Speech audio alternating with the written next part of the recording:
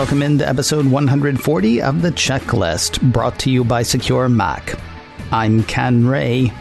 And I'm August Trometer. Who has your phone been talking to? The case against tracking apps for kids, and we'll tie up a couple of loose ends. Thank you so much for joining us for this edition of The Checklist, brought to you by SecureMac.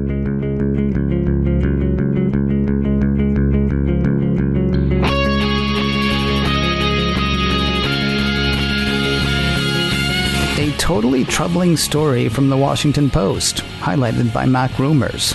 According to the piece, the Washington Post's Jeffrey Fowler teamed up with privacy firm Disconnect and used specialized software to see what his phone was doing and when. Way too much is the answer. Fowler was surprised to find how often apps took advantage of background refresh, as well as the kind of information being sent. Fowler accounts what his phone was up to in the wee small hours of one night turned to morning, saying at 11:43 p.m. a company called Amplitude learned his phone number, his email, and his exact location. At 3:58 a.m., another called AppBoy got a digital fingerprint of his phone. At 6:25 a.m., a tracker called Demdex received a way to identify his phone and sent back a list of other trackers to pair up with. Crappy apps, you may be thinking. Except they're actually big apps from names you know.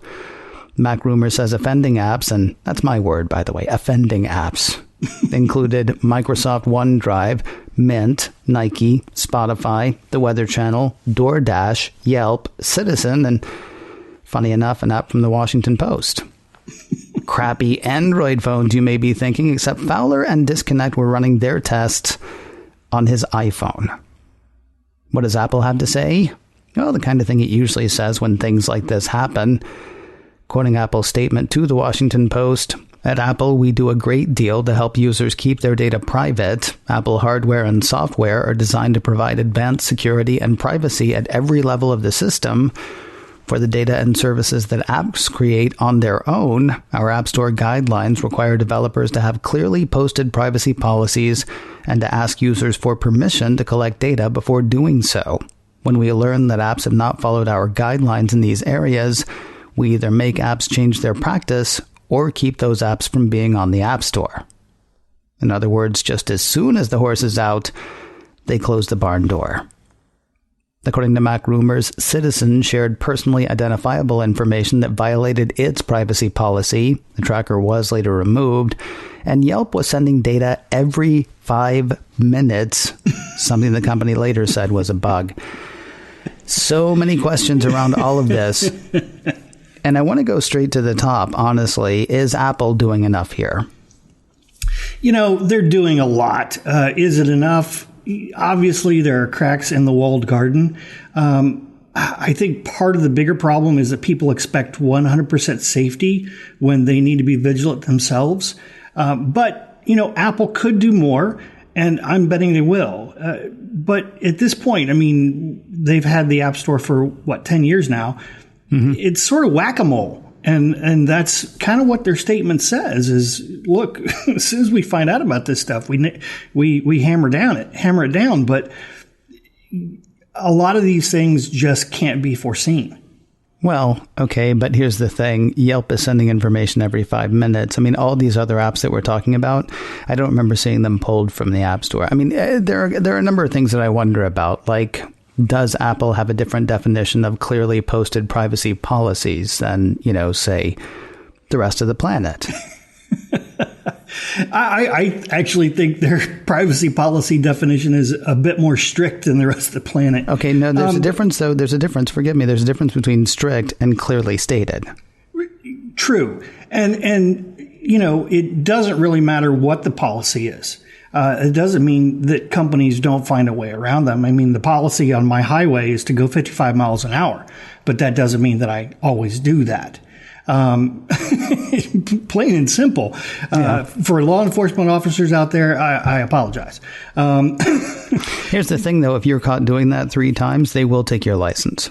That's true. And I would like to think that Apple has some sort of way of tracking and monitoring that so that apps that do it repeatedly, Facebook, are somehow penalized at some future point. The thing too is it's not necessarily up to the app review process, because there are ways that a developer can sort of delay activity. So for example, let's say they set up this tracking so that it starts 3 days after it is installed on a phone. Well, as long as you keep using that app, you're going to get all the data that you want, and you don't run afoul of Apple, because Apple is going to install it, they're going to check it, and then they're going to delete it. And you won't run into that 3-day limit. So that's part of the problem as well. I'll tell you, the problem that I have is, even if you're okay, or one of the problems I have, even if you're okay with, DoorDash having your data, it's not necessarily just DoorDash that has your data. Right? And I'm using DoorDash because they were actually an example in this article. Quoting Mac Rumors again, the delivery app DoorDash was found using a whopping 9 trackers in its apps, sharing data like device name, ad identifier, accelerometer data, delivery address, name, email, and cell phone carrier. DoorDash also has trackers from Facebook and Google ad services, which means Facebook and Google are notified whenever you're using the DoorDash service. DoorDash is not alone in sending tracking data, nor are the apps listed a moment ago. Using tracking information is standard practice, but most people aren't aware that it's happening. Now, I'm really hoping you're going to have something to say here that's going to make me feel better, because I kind of feel like my head's about to explode. Then let me light the fuse. Kaboom. Thank you. The biggest problem is a lot of these companies, when they have a developer team and they want all of these metrics. Well, Yelp doesn't really, they're not in business for metrics. DoorDash isn't in business for metrics. So what they do is they go to a company that is in business for metrics. And it's basically kind of a one line that they have to add to their app to be able to have all of this data that they can look at in various locations. The problem is that those companies are the ones that are really harvesting your data. And those are the ones that we have to worry about.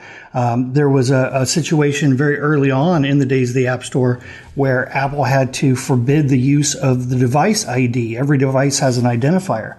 And they forbid companies using that, and actually would use that in their app review process. They would track what information was being sent to a server to make sure the device ID wasn't in there.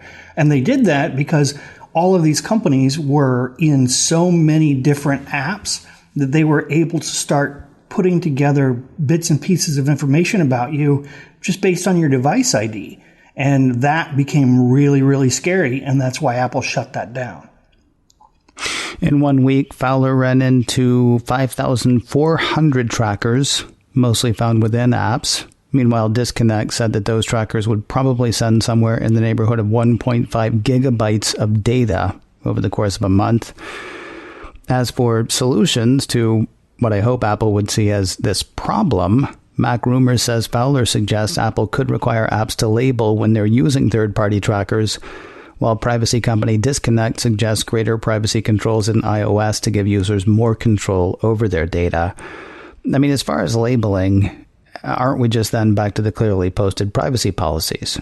Yeah, that's exactly what it sounds like, and knowledge is power, and knowing what your apps are doing gives you the information you need to decide to keep or toss the app.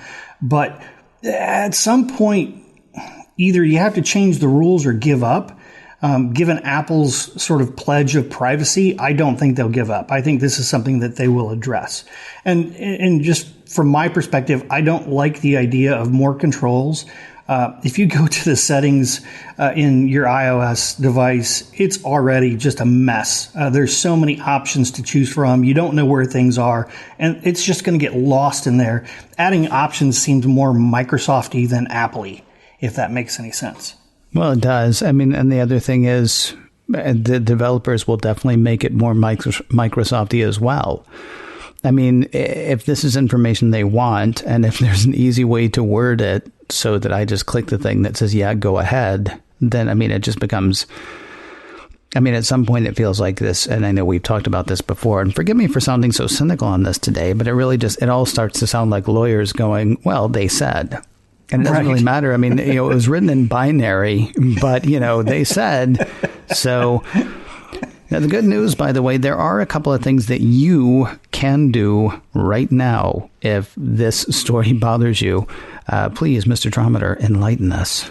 Well, first, there's our friend, a good old trusted VPN. You can use that on your iOS device or on your Mac, and this will prevent apps from tracking your IP address, which can then be tied to your location. In addition, iOS has what is called background app refresh, and that's where a lot of this activity is happening. It allows apps to do some tasks in the background so that when you switch to them, it seems instantaneous, almost like multitasking. But that's where the tracking data is being sent, is when they're in the background. So to turn that off, if you're concerned about that, you can go to Settings and then General and then Background App Refresh and then toggle it on or off as you desire.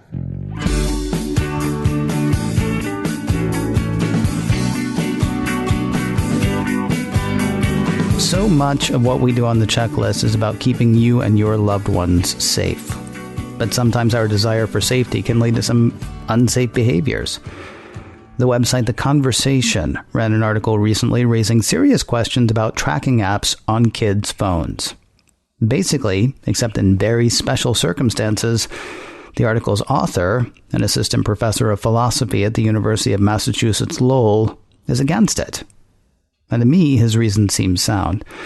Joel Michael Reynolds is the gentleman's name. He lists 3 reasons you may not want to put tracking apps on your kid's phone, one of which plays straight into his role as a philosophy professor. He says such apps can break the bond of trust between a kid and their parents. Personally, I'm sorry to speak for you, August. That feels a bit beyond, the range that this show tends to run in.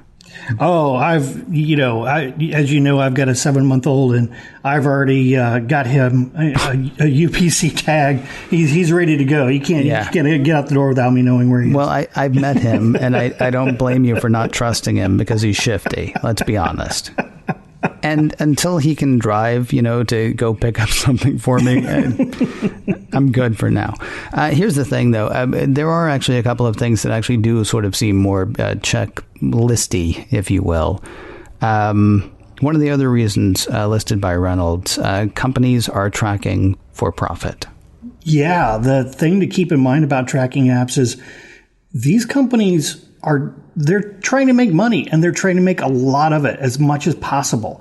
And they don't do that by protecting your child. They do that by selling the data that they generate by protecting your child. Even crazier, when you get push notifications to launch the app to verify the location of your child, or maybe your child gets a push notification to open the app up to do whatever, they track even more data because you just gave them permission to send more data back to the server. It's insane. So that's a bit like what we were talking about in the last story, actually, except instead of being a background thing, which I'm sure, obviously, I would think that an app that's set up to keep track of your kids would be doing a lot of background refreshes as well. But you're basically pushing a button at that point saying, here's all the information, and handing it off to somebody who's put up a site or who's put up an app saying, no, trust me. Let's go ahead and jump to the third reason listed by Mr. Reynolds. It actually sounds similar to the second one that we hit, risks of leaking private data. Yeah, devices can be tracked even if you have your location turned off just by using IP addresses and wireless SSIDs. They won't get the exact longitude and latitude of where you are, but they'll have a really good idea of where you are pretty easily. A study done a few years ago found that a lot of health applications on Android phones tracked your location, which to me is very strange. Why would you give health apps your location unless it's for running or that kind of thing? And then worse, this location data was sent unencrypted over the internet. Another study by MIT and the Catholic University at Louvain showed that just 4 timestamped locations, it could uniquely identify people with a 95% accuracy.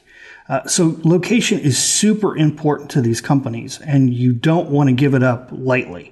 But really, all that's fine as long as the data stays anonymous and out of the hands of hackers. But we all know how that story ends.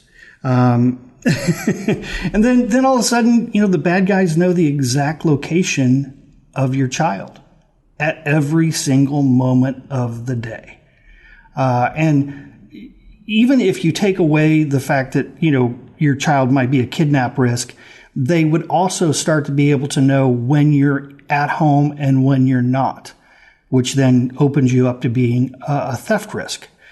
So maybe the best way to keep your family safe is not to track them. Now, I said earlier that Reynolds only believes in tracking kids with tech in special circumstances. He said if a parent has good reasons to suspect that their child is suicidal, involved in violent extremism, or is engaged in other activities that threaten their life or that of others, the best course of action may involve breaking trust, invading privacy, and monitoring the child. But those are exceptions, says the professor, not the rule.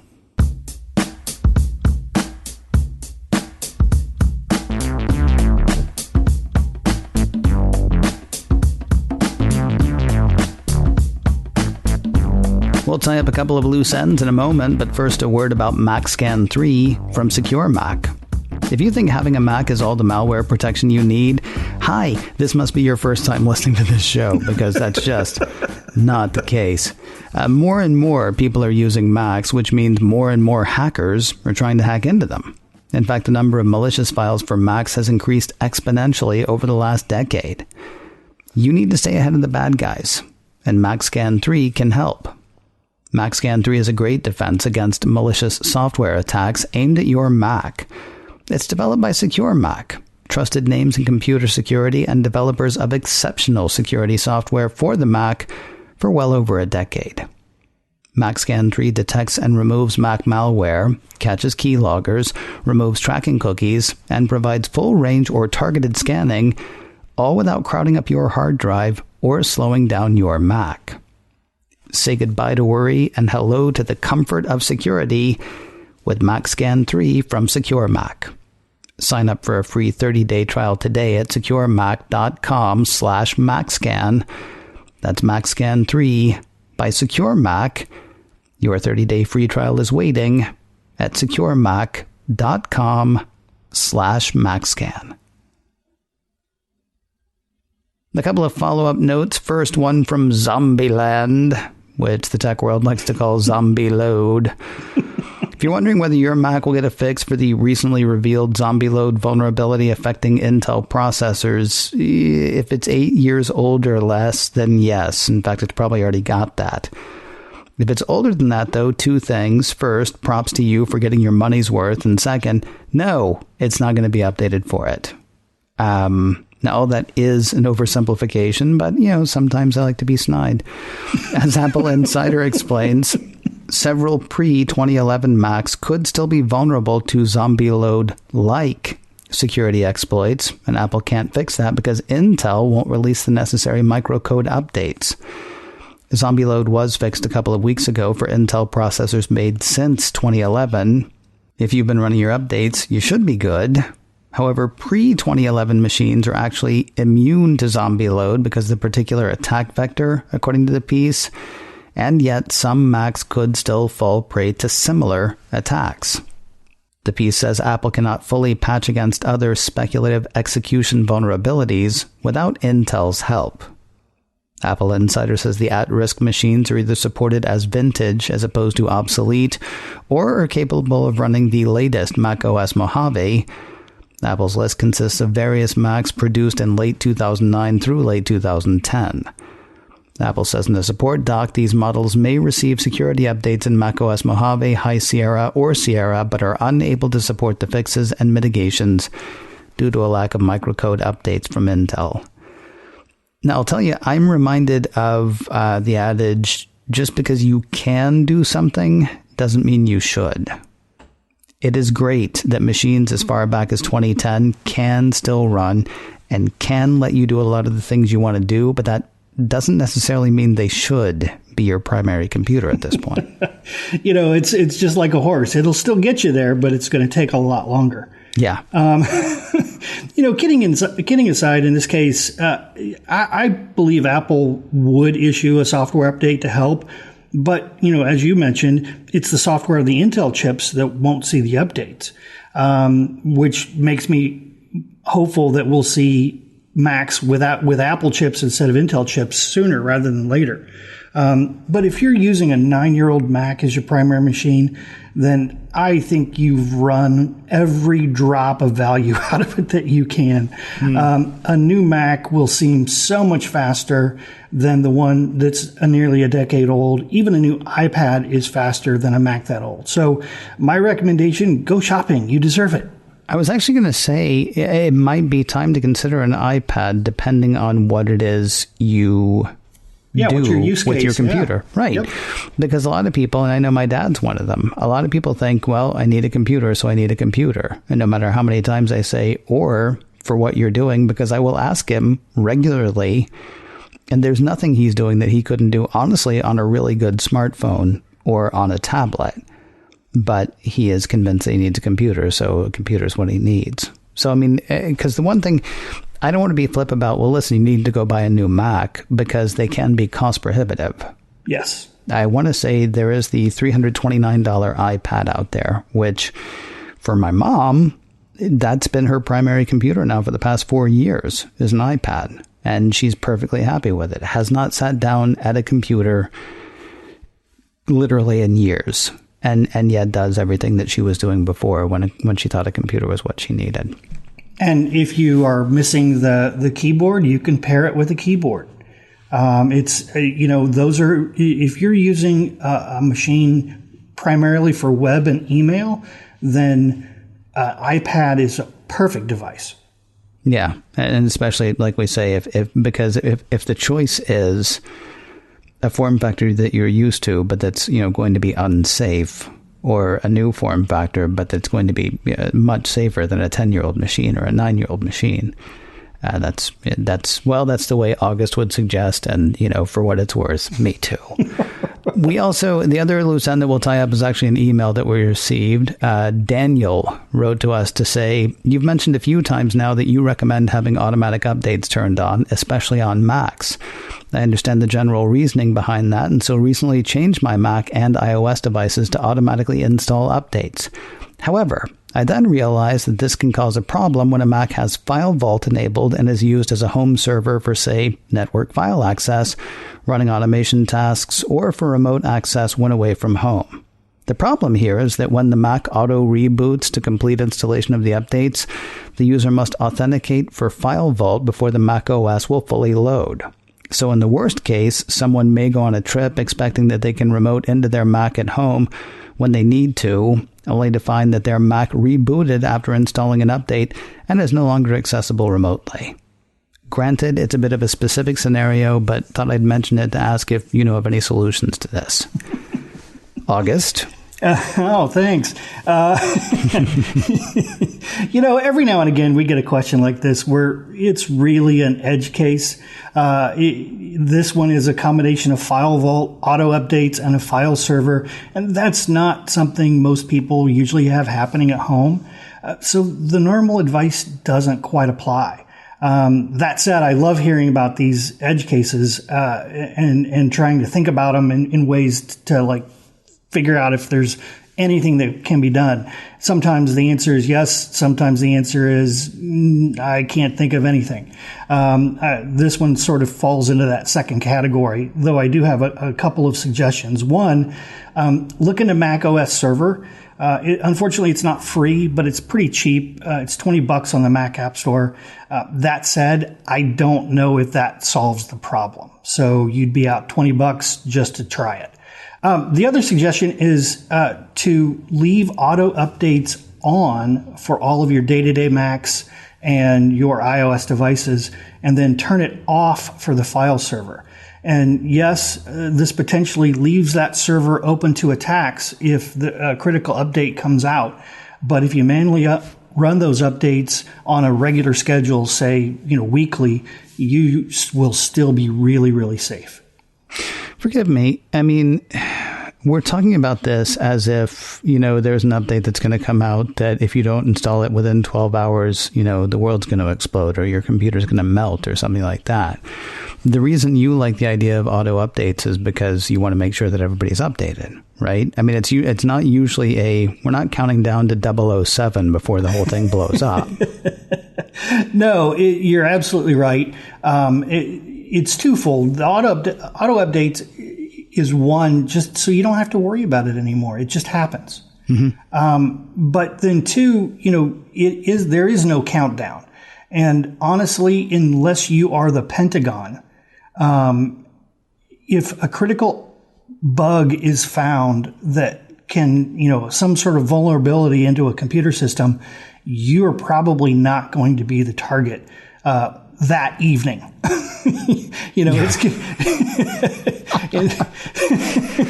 Yeah, I like that idea, though. I like that movie. Yeah, there's bigger targets, no offense, than anybody else. So I wouldn't worry too much about it as long as you just keep your updates normal and regular, little Metamucil and run your updates and you're fine. I was going to say brand for breakfast and check your updates. There you go. Hey, if you're looking for more security news and how-tos, the place to look is securemac.com/checklist. You'll find notes there for every show we've done so far, and this one will be up soon too. securemac.com/checklist. If you have a question you'd like to ask or a topic you'd like to hear us hit, be like Daniel. Checklist@securemac.com is the place to send your email. That address again is checklist@securemac.com. And if you can't remember that, please do remember this. You're listening to The Checklist, brought to you by SecureMac. And we'll talk to you next week.